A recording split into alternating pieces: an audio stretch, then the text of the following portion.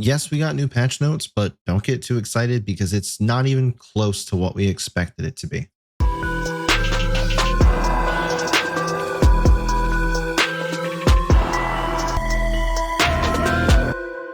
Hey guys, Nightfall here, the most mid noob YouTuber on the platform covering XDefiant, or so I've been told. And do you know what that changes? Nothing. Let's talk about these patch notes, and I'm gonna go all Dora the Explorer on you. What's the one thing you wanted fixed in the next patch? Yeah, I wanted that too. Do you think we got that? No. So let's take a look at what they actually fixed, maybe. And just maybe there's some things in there that will tickle your fancy. Starting from the top, we have gameplay updates. And our first update is kill assists weren't contributing to a player's ultra charge, but now they are. It sort of felt like my ultra wasn't charging fast enough sometimes, but I thought it was just me going crazy. So glad that that's fixed. Fixed an issue that would send players all the way back to the main menu after finishing a ranked match. This wasn't such a huge issue, but I mean, good quality of life update, I guess. And here's my favorite one so far. If you couldn't complete the EMP grenade base challenge because it wasn't tracking your progress, try it now. You should be good. Should be? So is it fixed or is it not? Or do you not know? I've already unlocked the EMP grenades, so someone please comment below if it's working now or not. And if it's not, please let me know. I honestly wouldn't even be surprised if it's still not tracking. Next up, we have some updates for factions. The Cleaner's incinerator drone no longer blows up when it flies over an allied GS commando's shock wire. Honestly, didn't know this was happening, but to be fair, I don't play Cleaners, so probably would have never known. Next up, we have map fixes, and they fixed the glitch in which players were impervious to damage at their initial spawn point on the second floor of the National Zoo map. Good, because this was the most annoying thing. Every game of zone control I played on Zoo just had one of these little losers sitting up there sniping their hard way. Then there was a game mode update, fixed a weird zone control bug that was unlocking all the zones abruptly and letting the attacking team score a win without putting in the time or effort. Weird doesn't even begin to describe this. This was so random and I lost so many games because of this, including a couple in ranked, but I bet there isn't any way that they're going to refund RP lost to any of the people that had that happen. But at least they fixed it, because it was just ridiculous. I don't even know how you break that in the first place. And from what I've heard, there's other issues that stem off of that. So I'm hoping this fixes the larger issue in the background and nothing else happens like that. But moving on, a huge chunk of weapon updates for snipers that can really be summed up in like 1 or 2 sentences. They nerfed them again. Feel free to either pause here or check out the patch notes to read this in its entirety. But I'll say one thing on the sniper flinch stuff. This is the 3rd patch now that I remember making this flinch supposedly worse. I wonder, have they ever thought that no matter how much they nerf the flinch, people will still get sniped by someone who has seemingly none? And have they ever thought that this might be because of a silly little bypass where the user gets no flinch at all, similar to how they put out that aim sway penalty for crouch and jump spammers, and yet somehow, some way, 2 months later, I'm still crouch spamming and getting no aim sway. No, this isn't the script or any sort of cheat. You simply press and hold whatever button you have for holding your breath while crouching, and you get no aim sway. And that's about all I'll say on this. I've already tweeted, messaged, reported on their official bug report site for the last 2 months, and it's still not fixed. So, but like everyone keeps telling me, smurfing must be the least of their problems because the other stuff in this patch was so pressing that it just had to be fixed first. But let's wrap up the weapons section. Reduced aiming sensitivity while aiming with a scope to compensate for field of view change. Why? Like, I know why, but why take this route to fix it? Why not just give us the option to change sensitivity based on the zoom level of the scope?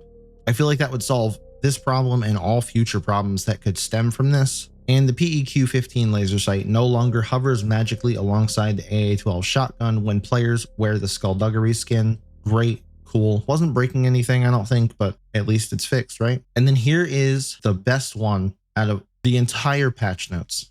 Fixed a graphical glitch that was making muzzle, magazine, and weapon stock attachments turn invisible while wearing the mecha skin. First of all, was this really a pressing matter? Also, Corporate wants you to find the difference between these 2 photos. Yeah, exactly.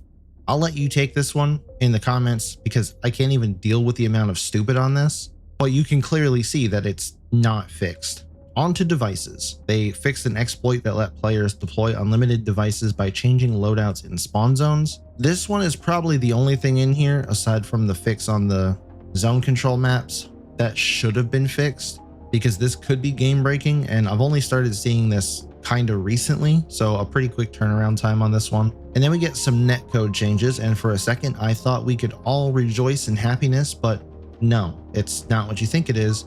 Players were getting stuck by enemy sticky grenades even if they dodged the grenade's trajectory. Not anymore. Well, this might explain my video from yesterday where I just can't seem to miss with the sticky grenades, so maybe I wasn't as good as I thought this whole time. Guess we'll find out. Then we get a couple audio fixes, of which is basically a small nerf to spider bots again that literally no one asked for. Made it easier to hear approaching spider bots so players might fend off an impending face hugging. I've never had any issues hearing them. In fact, sometimes I hear them from too far away. So instead of nerfing things like the amount of health that it has or the amount of damage that it does, you know, things that people are actually complaining about, they decide to nerf the part of it that literally had nothing wrong with it, and I had never seen anyone complain about. I don't even know what to say anymore. Like, I'm beyond words with all of this. They did fix a few miscellaneous things, including players are now blocked from entering and exiting the game lobby repeatedly, which I have no idea why you would even be doing this to begin with. And then also players couldn't report and block other players on the scoreboard when using mouse input, but now they can do that. I think a lot of people were led to believe this issue was occurring due to it being part of some cheats that these people were using, which still could be the issue. But if they say it's fixed, it must be fixed, right? And there you have it. That's all the patch notes. So someone tell me what in here was more important to address and fix than the smurfing issues. I'll wait. Because 90% of the stuff in this patch is pointless and probably could have waited another 2 months, and no one would have even known these fixes were in the works because half of them either haven't fixed anything or nobody was asking for. What happened to all those ranked updates that were coming shortly after the previous patch 2 weeks ago? Did we just forget about those? Did we misunderstand the definition of the word shortly? They couldn't even be bothered to throw a communication update in here saying, oh, we know we said they were coming soon or shortly, but here's a new expected time frame for those because we want to make sure everything is polished and good to go. I swear I've seen estranged family members and divorced couples communicate better than this. Overall, I gotta say this patch notes for me would be a 3 out of 10, and the only reason it's even that high is because they fixed the issue with zone control, basically giving people wins after capping 3 or 4 of the zones, and this was contributing to the lost RP and ranked for some that were unlucky enough to be on the wrong side of that. But this is a joke and really just a slap in the face to everyone still playing this game and trying to support it, which after this might just get cut in half again. Now look, no game is perfect in its first year, let alone its first season. And even though I still enjoy playing the game most times outside of ranked, we're crossing into unacceptable territory. The very least they could do is communicate why things are taking so long to fix, considering they made it a point to say early on they would be transparent with us, but they can't even do that. It's pathetic, really.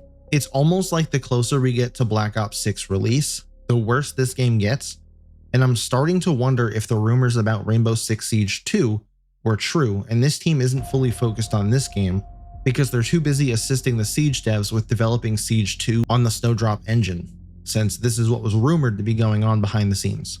Whatever it is, something is definitely going on that they aren't telling us. But this game has slowly gone from, oh yeah, it's meant for everyone, to it's only just for the best players who break the rules and then leave the game for something else. Continue catering to the wrong players who don't care about this game's success, and you're going to find out what the real definition of shortly is, because if you keep doing that, this game's going to be dead shortly. But there's all the patch notes. That's my take and reaction on all of them.